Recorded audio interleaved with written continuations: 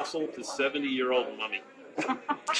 Dear Ken, as you know, 70 years is a look back. When you think of all the money we have lost, you have to transmute karma that truly it was all Nick's fault or Frank's. We, we move out karma to them. Frank will never die, so it really doesn't matter in his case. We'll be, we'll be with Walt and Mom. When we think of all the money we have made, it probably balances in our favor. Still, when we look back at the jobs, employment, industries, and legacies we have left in our lives, the training, the mentoring, the help, we have done enough with one life to play pretty hard on the other side. They do have basketball hoops over there. Do they have basketball hoops over there? Question mark.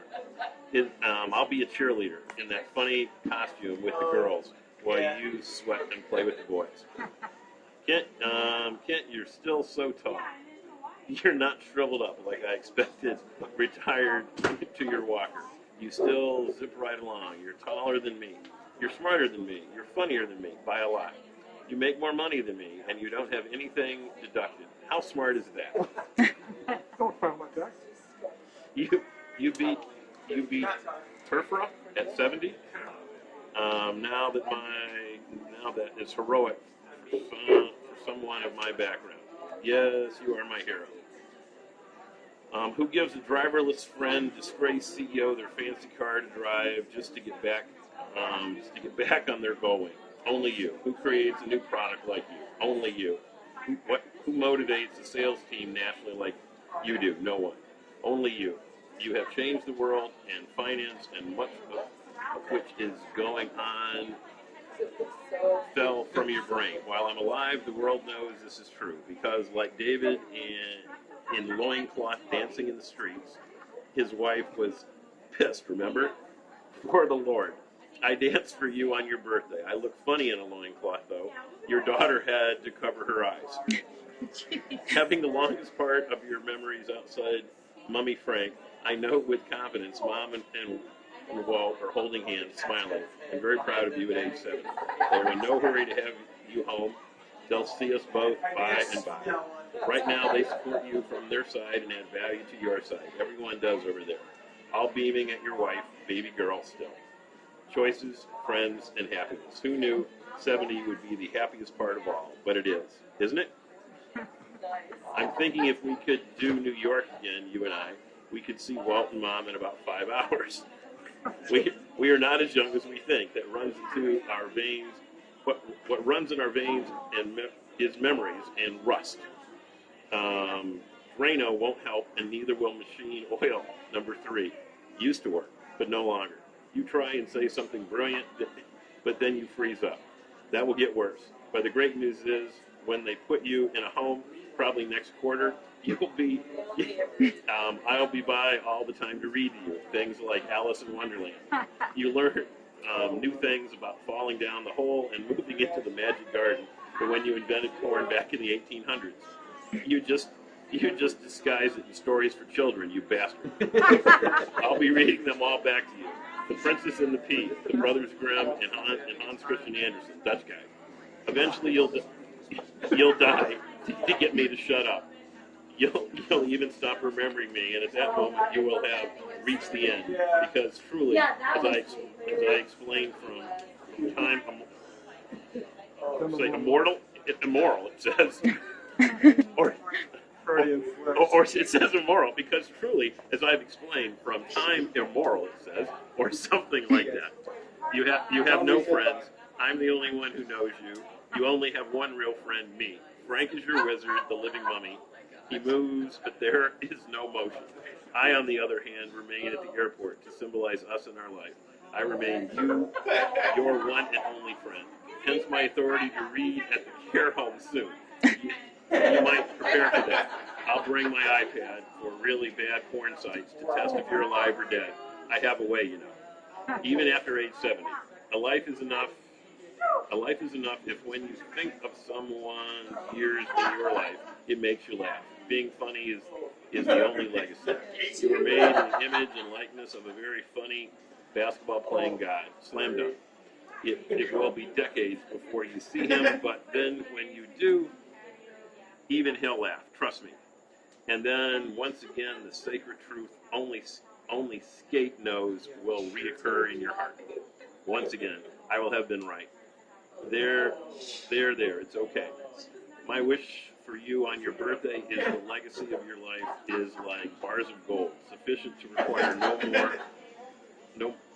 no more of any nature, such that only clay is required. For you, my Kent Murky, great forever friend, you have simply done enough, more than enough, for all of us, and we love you. We send you decades of youth and energy and more wisdom, and even Frank and the wizard mummy has. He is he who moves but does not move. And, okay. You are our joy and our treasure, you in our lives, all of us. Happy 70th. Bernie Dorman, your one real friend. P.S. Skate Marker knows all this. It's like stone statements on Sinai. Revelation for the generations to follow. For our museum, Frank might work on funding.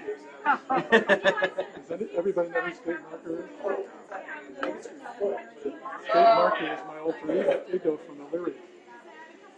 The planet Illyria? Yeah, it's right outside of the rings around Uranus.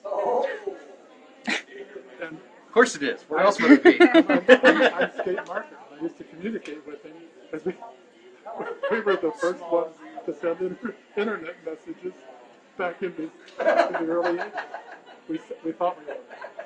And I became Skate Marker. So I assumed that role. And I did. There you go.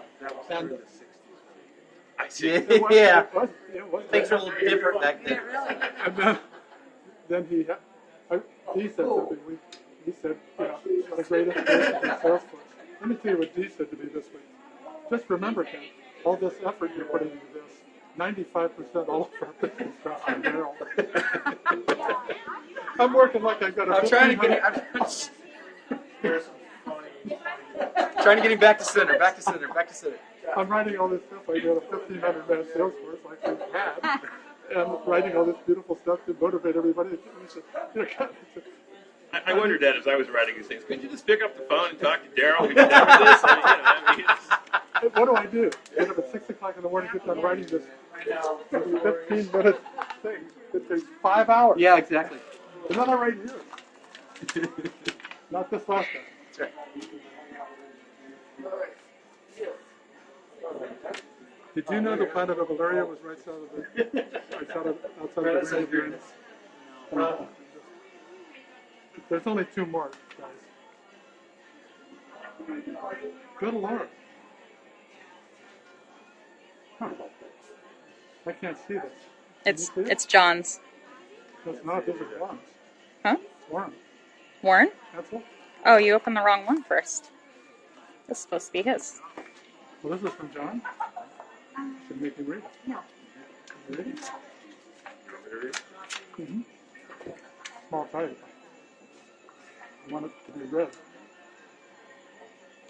Like your glasses? Are they readers? Yeah. 125. Should be fine.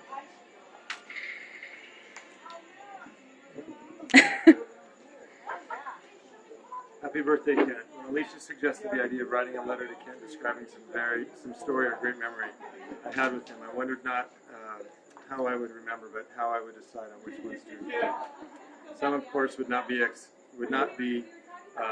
included due to the, shall we say, adult content, while the others, why others? Because they may only be understood by Kent and me. My respect and love for Kent began when I was in my early 20s and he was in his mid-40s. By then, he had already experienced more in 40-some years than most people do in 2 lifetimes, and he seemed ready to share the benefits of those experiences with a young, naive 20-something kid. Kent taught me everything, from how to talk to women to how to eat my soup properly. I'm pretty sure he learned that from his mother, Willie. He gave me my first serious job, took me to my first and last gay bar, helped me buy my first new car, and gracefully end my first marriage. He also encouraged me to move to Phoenix and embrace the unknown, a move that was one of the best I've ever made. He taught me how to appreciate a good wine, how to avoid bad women, and how to really, really have fun, and most importantly, to never take myself too seriously. Kent demonstrated to me the virtue of hard and passionate work, which was always followed by equally hard play. sometimes lasting 3 or 4 days, usually breaking a few state and federal laws. Kent is the only man I know who could engage in a raucous bar fight in a Brioni suit and walk out looking more polished than James Bond. I'm not sure what he gained from our friendship, but like those great wines he exposed me to, our friendship and the wisdom he imparts keeps getting better with age. I value his friendship and mentorship more today than when my youthful ignorance required a lot more of his attention. We can go weeks without speaking and pick right back up as if no time had passed. I'm honored to be sharing this milestone with Kent and all of his friends and family. Hopefully we will all be blessed with many more, and we'll have even more entertaining stories to share when he turns 90. Keep fighting and laughing. That's how we all know you best. Love, John. I'm not walking on the beach the other day, and we walked down the beach like we've never spent an hour. That's what you told me. Yeah. Thanks, John.